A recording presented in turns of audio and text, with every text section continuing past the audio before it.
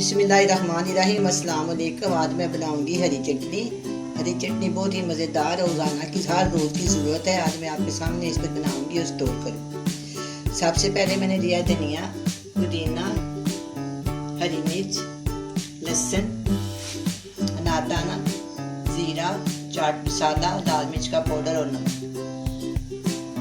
सबसे पहले मैं लूँगी एक कुछ मैंने ली है पुदीने की और एक मैंने बड़े साइज की ली है धनिया की। इसके अंदर डाल देंगे।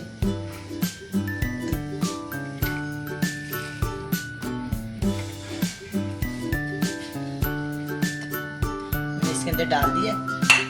ये जो अनारदाना है ना, ये ब्लेंडर में कभी भी ब्लेंड नहीं होता, इसलिए मैंने इसको पहले चटनी में डालकर थोड़ा सा कूट लिया। इसके बाद मैंने इसको यानी कि इसके अंदर शामिल करेंगे ना तो ये पे ठीक हो जाएगा, वरना वो साबुत ही दाने रहते हैं, उसका ना असर या टेस्ट इसके अंदर नहीं जाता।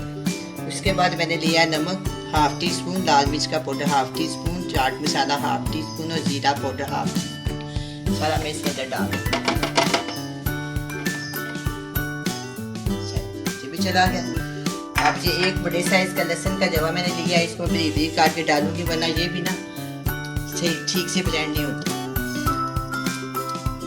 सिर्फ एक लिया बड़े साइज का लिया।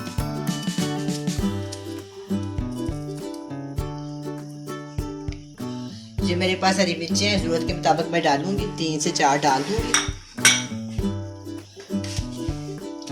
ये भी काट दूंगी। काटने का बहुत फायदा होता है, ये आसानी से ब्लेंड हो जाती हैं और अच्छा सा जायका बनता है, वरना हरी मिर्च का जायका खत्म हो जाता है कि वो साबुत रहेगी तो जायका नहीं आएगा। इसलिए मैं हर चीज़ को काट के सिर्फ डालती हूँ। थोड़ा सा पानी डालेंगे और इसको ब्लेंड कर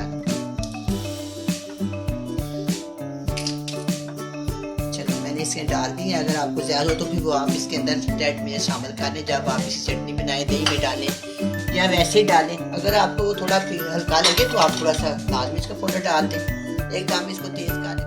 पानी डालने को पानी इसलिए डालना है कि ब्लेंडर चलता नहीं है, वरना अगर ना चल जाए तो फिर तो नहीं डालना चाहिए, जलता नहीं है। इसे मैं 2 से 3 चम्मच डालूंगी, फिर ये चल जाए।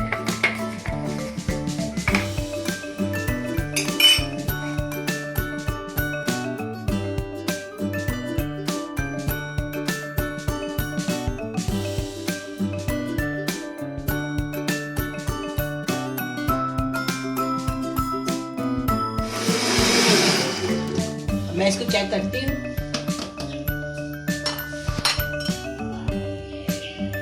माशाल्लाह ये बहुत ही अच्छी तरह ब्लेंड हो गया। देखें आप, बहुत प्यारी और मज़ेदार हरी सी चटनी बनी है। इसकी रंगत भी बहुत अच्छी बनी है। अब मैं इसको बोल में डाल देती हूँ, चम्मच की मदद से इसको अच्छी तरह से। अब ये हरी चटनी तैयार हो गई है। आप इसको फ्रीज भी कर सकते हैं, फ्रीजर में भी रख सकते हैं, फ्रिज में भी रख सकते हैं। आसानी से आप 8-10 दिन इस्तेमाल करें, फिर दोबारा बनाएं, क्योंकि हर रोज़ चटनी सलाद गर्मी बहुत चलती है, इसलिए बहुत ही आसानी होती है अगर घर में चटनी तैयार हो। आज मैंने बहुत ही मज़ेदार, बहुत ही सिंपल तरीके से आपको चटनी बनानी सिखाई है। आप खाएंगे तो आपको बहुत ही मज़ा आएगा। दही में डालें या वैसे बनाएं, वो आपकी मर्ज़ी है। और बाज़ लोग इसमें घी भी डाल देते हैं, वो आपकी चॉइस है। आप भी बनाएं, बड़े मज़े से खाएं। अल्लाह हाफ़िज़।